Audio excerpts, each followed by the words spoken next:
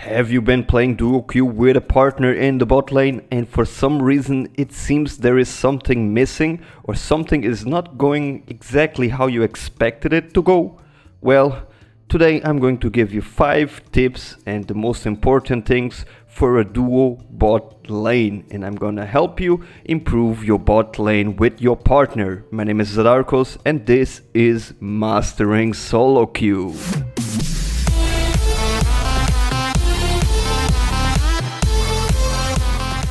One thing I'm going to do in this video to even exemplify better what I mean by these 5 tips is I'm going to show you my games with a duo partner in the bot lane. Me playing with a friend of mine who actually had uninstalled League of Legends and he doesn't even have a rank yet in SoloQ. He is still in provisional games, the 10 games.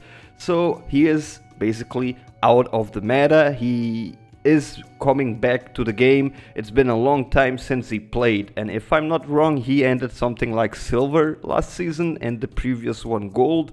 So it is me and him playing. It is in Portuguese, but I'm going to put the subtitles and show you what I mean by the 5 tips as we go through this video. The first tip, and the most important one that people seem to not give a shit about, is there needs to be a shout caller. Like in competitive teams, there needs to be somebody to shot call.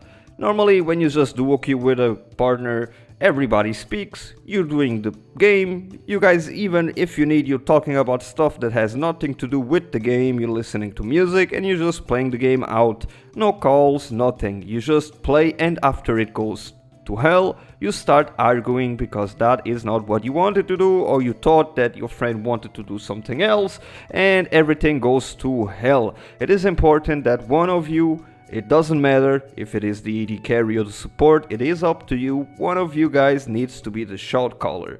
And there's a reason for it, and that's why even in competitive teams, there is always one shot caller. Even if sometimes what he calls is not the best option or it has a bad ending, overall having one decision and both players in this situation following the same decision, following the same path, there will be more synergy and everything will happen more naturally and more accurate, and therefore the results should always be better, and you can of course improve as a shot caller and you get used to the gameplay style. Normally I would suggest the shot caller to be somebody that can be very decisive and very direct in what he says. Don't use 20 or 30 words to just say go back to base or freeze the lane, you know, something like that. Play safe, engage, focus this one, focus that one, kite, go back. Somebody that can be very precise and that doesn't wander around in words and just throws the message that is needed to be heard. And if possible, somebody that maybe has more experience. If for example you are 2 guys and one of you is new in the game, kind of still learning, and the other guy has been around for a little bit longer, maybe he should be the shot caller. Now I'm gonna show you how this does play out in a game, and you will see me and my friend just playing. We're not talking too much, there's not too much noise, so we keep the voice communication very clean, and I just say what we should do. He respects that, and you will see how it works out. Não, não. Estou no red, pelos vistos. Anda a fazer o bom.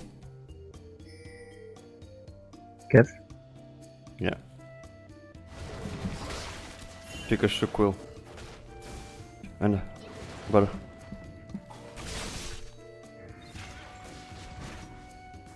Minions. Não me percas minions para dar aço. Há mais uma wave. Uhum. Ok, vou tirar o ward. Cuidado. Ok.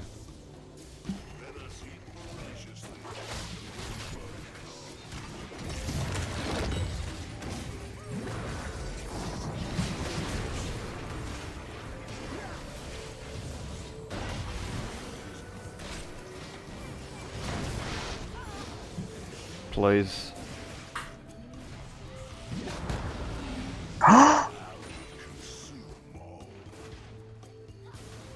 Ok. Sim. Holy moly.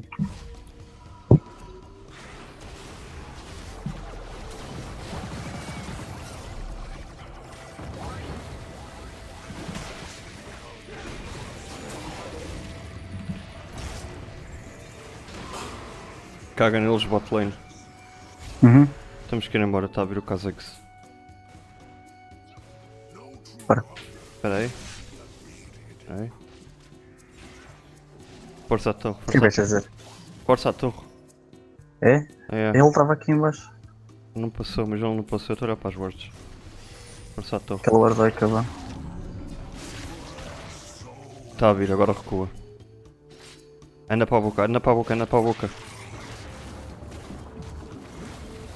Nice. Tens de ficar, tens de ficar. Eles vão puxar agora. Deixa-me coisar.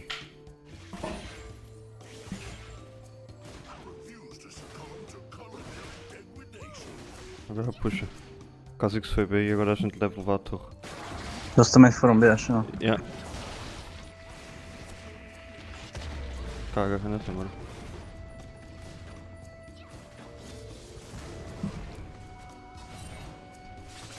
Entra na boca. Não entres na boca. Man. Fuck. My bad. The second tip is that dual lane partners should kinda stop with the god complex situation and the blaming of their entire team. If the bot lane is actually good enough and they know what they are doing, they are going to be able to win the lane and help the team win the game. You should stop focusing your blame on the jungler that didn't help you or the mid laner that didn't roam or something else. It doesn't matter. You are two guys that have an advantage over the other people in the SoloQ, which is direct communication and overall learning the playstyle of each other, which will increase your synergy, and all of that is something that does work in your favor.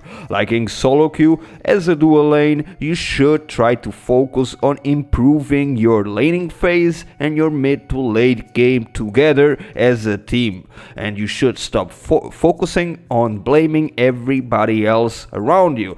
How many people have we catch that are dual lanes and they wanna go bot together and they go and everything goes to hell, they start flaming everybody, they DC together or something like that.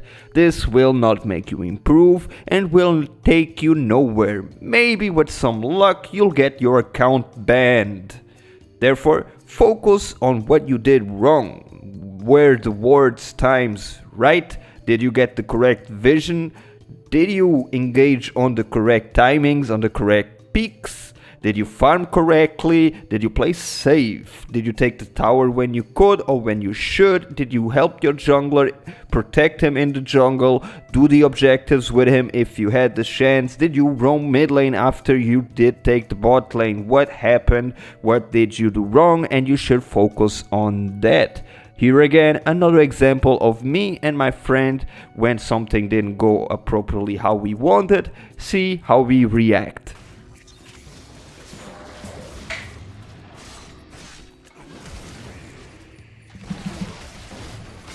Já foi. Oh, foda-se. Na boa, na boa. Não, man. Caga. A segunda é que devia ter vindo Não para mim. flashaste, pá, não. Não, Flashaste? não. Ok. Dá clear a Eu isso. saltei, eu tinha saltado. Sabes porque é que eu dei-lhe o auto-ataque? Eu não estava a atacar a boa da tempo. A cena é que eu vi que tu estavas com o exhaust e a gaja nunca mais morria. Uhum. E estavas Na a boa, começar... na boa. Eu até o compreendi, o do Shinzao é que já foi tipo overkill. Eu matava e ficava com aquilo e tinha dinheiro. Epá, olha. Oh fuck, isto é que foi mal. Fuck! My bad. Quer dizer, eu acho que a gente morria de qualquer forma. Não, acho que safávamos se a gente tivesse corrido. Fuck! Achas? Yeah, acho que sim, merda. acho que sim, man. Acho que sim. Eu Fuck. acho que devíamos ter continuado a correr. A gente conseguiu. E o Shinzao estava a descer. Merda. My bad. É bom. The next one is that you should stick to a composition or two. Like in SoloQ, that we tell you that you should master 2 to maximum 3 champions and not play a lot more. The same thing goes with Botlane, but it even extends out. Because if, for example, the AD carry likes to play Caitlyn and Ezreal, that's 2 champions that he can play and that he needs to improve. You, the support, for example, like to play Thresh and Braum. That's 2 champions that you need to improve and to practice, but you are playing together, and there are different compositions that you can take. Caitlyn can be played with Thresh or with Braum, and each lane is different, and you need to learn that lane with Caitlyn and Braum, or Caitlyn and Ezreal and Thresh. But then comes Ezreal. Because he also likes to play Ezreal, you need to learn the Ezreal and Braum lane and the Ezreal and Thresh lane. And believe me, there's a lot to be said in synergy between champions and how you play the lane out. But as more AD carries he plays and as more supports you would play if you are the support, the more complex it gets. If there are 2 AD carries and 2 supports, there's 4 possible compositions. If there are 3 AD carries and 3 supports, there are 9 total compositions that you need to master. And honestly, that is not easy. Tell me what you want, it is not easy to get to a perfect level with 9 possible compositions. Therefore, try to stick with the same champions. Maybe 2 AD carries for different situations or pick on ban situations, and 2 support for the same reason. Don't extend the champion pool too much, otherwise you will have to learn a lot about all the possible compositions. In this case, there is no need to show you a video, but as you can imagine, we don't wander around too much. My friend always plays either Tristana or Lucian, and that's it. And in my case, I either play I always play, in this case, Temkench or Thresh, and we don't wander too much around after that, because it is easy to know what we are able to do, and after your composition there are the enemy composition, and there are so many possible matchups. So the more focused you are, the easier it is to be able to face any possible matchup. The next one is to use the voice communication you have in real time in your favor. That's something big that the other players don't have, so use it in your favor, as they can make plays more accurate and faster. The fact that you are speaking in real time means that you don't have to waste time pinging, and sometimes there are stuff that happens that it doesn't even give you time in the game to write it or to ping or to react otherwise. But if you are speaking in real time, you can get out of many sticky situations, and you can also get payoffs of very subtle things that happen, and you can catch them off guard thanks to the voice communication. Therefore, stop listening to music, stop talking about Trump, and use the voice communication to everything that matters, and use it in your advantage, as it is a powerful tool, and therefore duo Q should always pay off, because this is a big deal if you use it correctly. The last one is that duo partners should take control of the game and help the team when possible and if it is profitable, and carry the game by making the right calls and being present when and where needed. Because of the real-time voice communication, as I just mentioned, you can react faster to many different events and be more coordinated, be more organized, and do what you want to do as a team more accurately.